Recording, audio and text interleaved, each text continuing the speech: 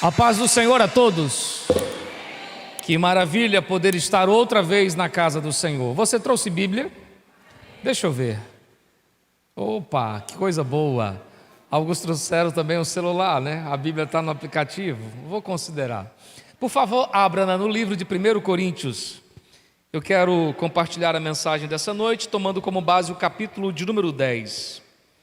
Aleluia. A todos os que nos assistem, que bom poder entrar na sua casa outra vez e anunciar a palavra do Senhor Jesus. Nós somos a Igreja de Deus Semeador, na cidade de Barroquinha, estado do Ceará, e louvamos a Deus por tantas coisas que Ele tem feito por nós. Deus abençoe cada um de vocês que estão conosco, nossos amados, nossos irmãos, nossos visitantes.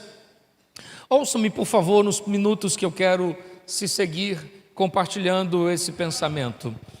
No domingo passado eu estive falando sobre unidade. Eu continuei essa mensagem na terça-feira e eu quero falar um pouco mais sobre isso, só que sobre o viés da Santa Ceia. E no capítulo 10, no versículo de número 16, versículo 15, o apóstolo Paulo escreve dizendo assim: portanto, falo como a entendidos, julgai vocês mesmos o que eu estou dizendo.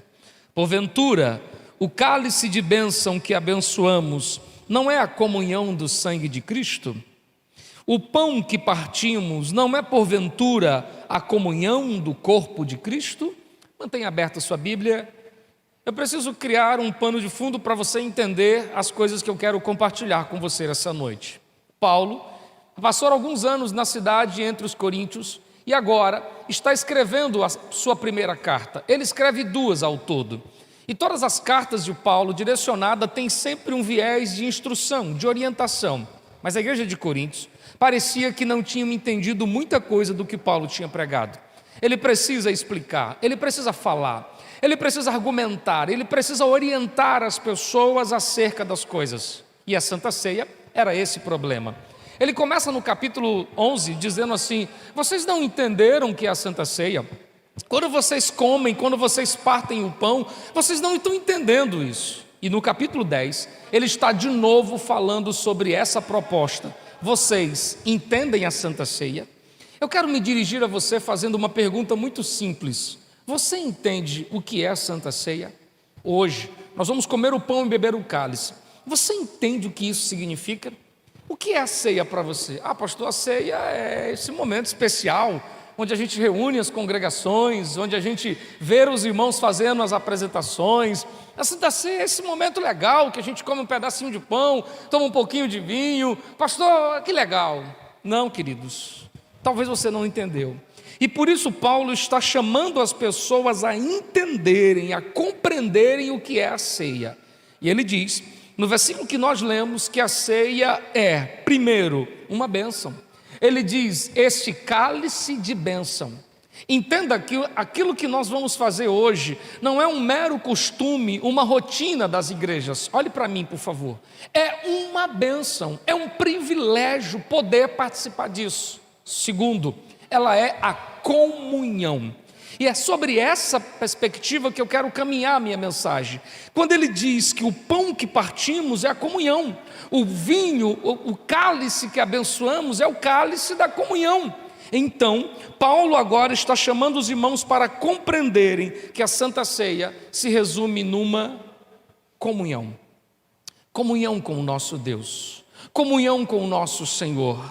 Só que uma vez que a igreja entende que a ceia é a comunhão com o Senhor, exige-se dela uma coisa. E o que é, pastor? Acompanhe comigo nos versículos a seguir.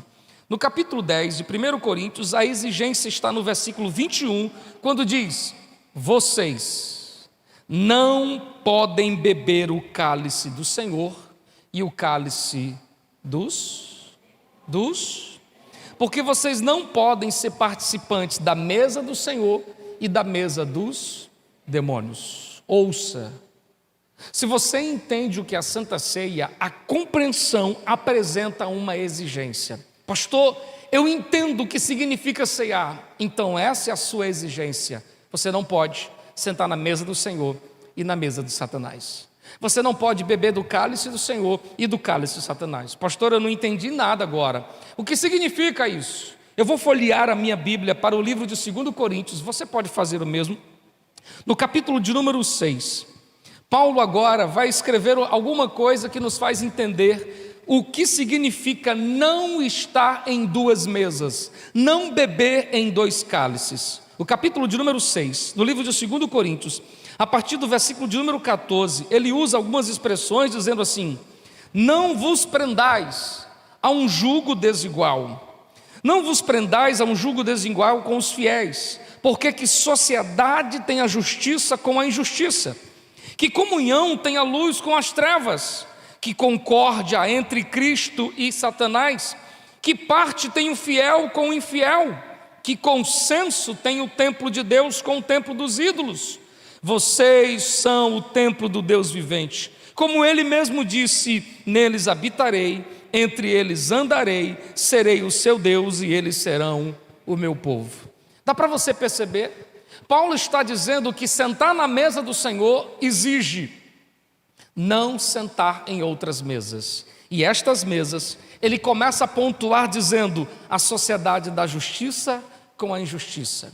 Quando justiça e injustiça, certo e errado, se tornam para você a mesma coisa, você está sentando na mesa de Satanás. A expressão seguinte é comunhão de luz com trevas. Se tem uma coisa que nunca vão ser amigos, é luz e trevas. Porque onde a luz chega, ela desfaz as trevas. Ela tem o poder de influenciar. E agora ele está dizendo que comunhão há essa. A terceira expressão é que concórdia. Como pode haver concórdia, a unidade de pensamento entre Cristo e os demônios? A quarta expressão é que aliança há entre o fiel e o infiel. E a última é que consenso, que consentimento, que aliança haverá entre o templo de Deus e o templo dos ídolos. Se você até agora não está entendendo, eu vou desenhar para que você entenda. Você não pode servir Jesus e servir o mundo. Você não pode servir Jesus e viver uma vida de pecado. Você não pode ter uma aliança com Deus e uma aliança com as coisas erradas. Andar com Jesus exige de mim compreensão, uma fé racional, não uma fé emotiva que eu me arrepio todo na igreja, choro e diz que culto bom. Isso passa, isso um dia não permanece. A fé em Jesus exige compreensão. Eu sei porque eu estou servindo Jesus, independente do que está acontecendo, se eu estou sentindo ou não, eu sei porque eu estou aqui. E agora que eu sei, exige de mim, porque a compreensão exige a decisão de renunciar, de quebrar alianças, porque você não pode sentar em duas mesas. Um dia você está na mesa do Senhor dizendo amém. No outro você está na mesa de jogos, dizendo amém também. Um dia você abraça Jesus, outro dia você abraça as prostitutas. Um dia sua boca diz aleluia, outro dia sua boca diz palavrões e pornografias. Ou você está com Cristo, ou você não está com Cristo. Porque quem está em Cristo é convidado a entender o que isso significa.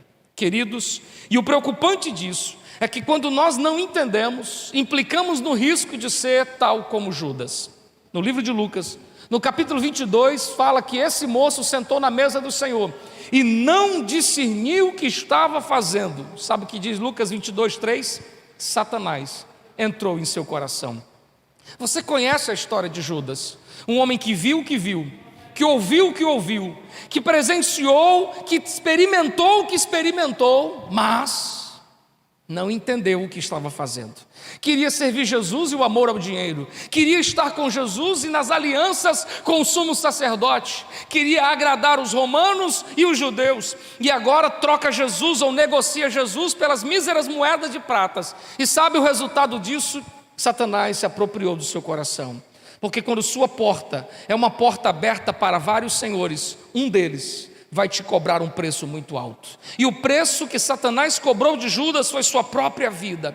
Talvez essa é a explicação porque muitas pessoas têm uma Bíblia na mão e não conseguem viver o que ela diz. Talvez essa seja a resposta para a sua pergunta: por que eu amo tanto Jesus e minha vida tem sido andando de marcha ré? Porque você tem sentado em duas mesas. Você tem dividido o seu coração com dois senhores. Eu te pergunto, até quando você vai ficar assim? Sansão, sua história é contada no livro de Juízes, e do capítulo 13 em diante, temos o relato de um homem forte, aliançado com Deus, que foi capaz de, com a queixada de jumento, matar vários filisteus. Cordas se desfaziam como se fosse algodão. Mas esse mesmo Sansão, que tem uma aliança com Deus, começa a fazer aliança com a prostituta, começa a fazer aliança com Dalila, começa a fazer alianças com coisas que não podiam fazer, e fazendo coisas erradas, ele continuou, porque nada aconteceu. Ele tocou num cadáver que não podia, e nada aconteceu. Ele foi para a terra de Tímina, e nada aconteceu. Ele está deitado no colo de Dalila, nada aconteceu. E ele continua brincando. E sabe por que ele brinca? Porque ele não entende o que significa sentar na mesa do Senhor. Talvez você esteja brincando como Sansão. Talvez você esteja brincando com a sua fé. Domingo eu estou no culto, mas no outro domingo eu estou no carnaval. Essa noite eu dou meu coração para Jesus, mas amanhã eu dou para as minhas amantes. Sabe qual foi o final de Sansão? A Bíblia diz que arrancaram os seus olhos, e como cego, ele foi motivo de chacota, e seus últimos dias foi preso a um moinho, andando em círculo, porque quem anda brincando com coisa sagrada nunca vai para frente, anda em círculos. E andando em círculo, as pessoas zombavam e diziam: não é esse Sansão? Esse é o fim de quem senta nas duas mesas.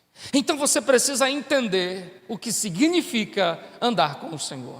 Sentar na mesa do Senhor, andar com o Senhor, é ouvir o conselho que Ele mesmo diz. O versículo de número 16 é um conselho para nós. Você está em 2 Coríntios, no capítulo 6. Ele nos dá um conselho no versículo 17, quando diz: por isso, sai dele, povo meu, apartai-vos, diz o Senhor, não toqueis em nada imundo. 3 palavras são usadas como que um grito altissonante do céu, dizendo: saiam daí, não toquem nisso aí, apartem-se disso. Parece um grito de um pai desesperado vendo o seu filho prestes a cair, e agora gritando ele diz: ei, não continue nessa estrada, isso vai te causar muito mal. Ou você acha que Jesus sorriu quando Judas fez o que fez? Quando o seu fim foi aquele, você acha que ele aplaudiu? Ele nunca se alegrou com a mazela dos homens. Embora respeite as livres escolhas e consequências dela, seu coração sofreu, como um pai sofre ver o seu filho ao cair. Ele está sofrendo ao ver Sansão sendo motivo de escárnio, e agora, para não ver esse ser o seu fim, ele te aconselha: saia de onde você está, abandone a vida que você vive, largue as coisas com qual você pratica, porque não dá para ter comunhão com Jesus e comunhão com o mundo. Tiago, o irmão de Jesus, diz no capítulo 4, dizendo: infiéis, vocês não sabem que a amizade do mundo é inimizade com Deus, e quem quiser ser amigo de Deus precisa abandonar o mundo. E eu não estou falando de um mundo geográfico, eu não estou falando de um mundo pessoas, eu estou falando de ideologias, de pensamentos e propostas mundanas. Então o grito de Deus para você hoje é: saia desta mesa, escolha que mesa você quer ficar, escolha que altar você quer ficar, porque não dá para ficar assim. Todas essas coisas apontam para um fato de que sentar na mesa significa abandonar os altares mundanos. E qual a consequência? Se permanecer na mesa de cá e de lá causa males, permanecer na mesa do Senhor te trará estas promessas. O versículo de número 18 prossegue dizendo: eu serei para vós. Você está com a Bíblia aberta? Eu serei para vós pai. Sabe o que Deus está dizendo? Bênção da paternidade. Queridos, talvez para você que foi criado dentro de um lar, que sempre teve o papai pertinho de você, você não entenda a importância, o quanto isso é importante. Mas eu sei o que significa a ausência de um pai. Criado longe de um, conhecendo o meu pai legítimo apenas uma vez e nunca mais o vendo, eu sei o que significa crescer sem um pai. Talvez você tenha um dentro de casa, mas ele não tem a figura de um pai. E você compreende o quanto era importante ter um. Agora ouça o que Deus está dizendo: eu serei seu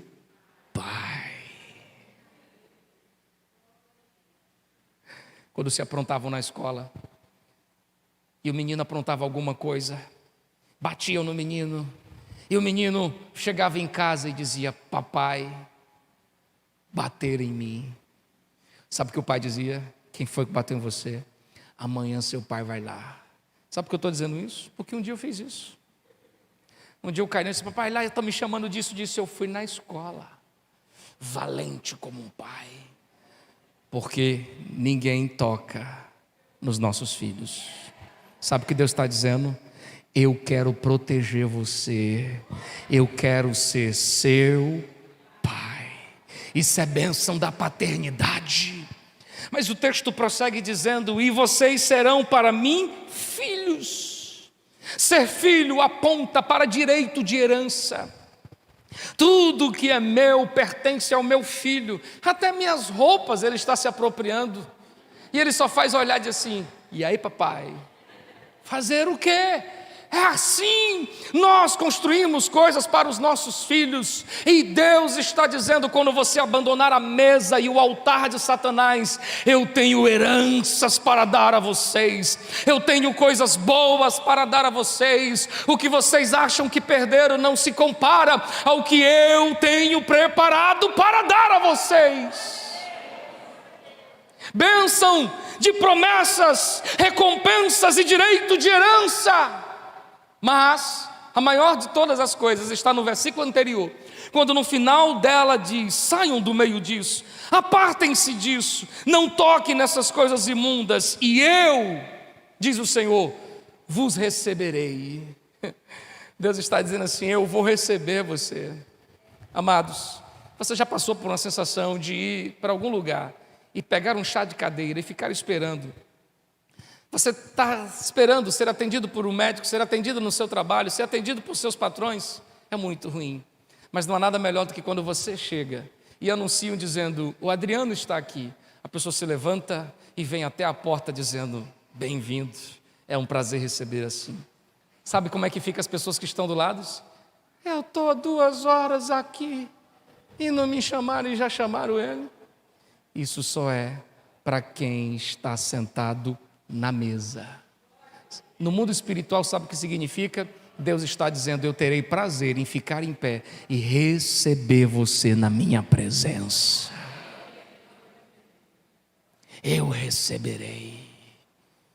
Deus não quer apenas que você esteja perto dele, ele quer estar perto de você. Deus não quer apenas que você fale o nome dele, ele quer ser mais do que visitante, ele quer habitar na sua casa. Então eu te pergunto: vale a pena ficar sentado nas 2 mesas, comer dos 2 manjares, ou está na hora de você escolher de que lado você quer ficar? Em Apocalipse, no capítulo 3, a expressão apocalíptica é essa: eis que eu estou à porta e bato. Queridos, vocês nunca pararam para perguntar: por que ele bate na porta? Não é mais fácil gritar: ô Francisco, eu estou chegando, abre a porta. Ô Breno, por favor, abre a porta para mim. Por que ele não grita? Por que ele bate na porta? E a resposta disso é porque na cultura judaica, quando alguém batia na porta, isso era um sinal de que ele tem pressa para entrar. Deus, além de chamar você pelo nome, está batendo na porta dizendo: eu tenho pressa para entrar na sua vida, te receber como meu filho, ser o seu pai e te fazer viver uma vida nova.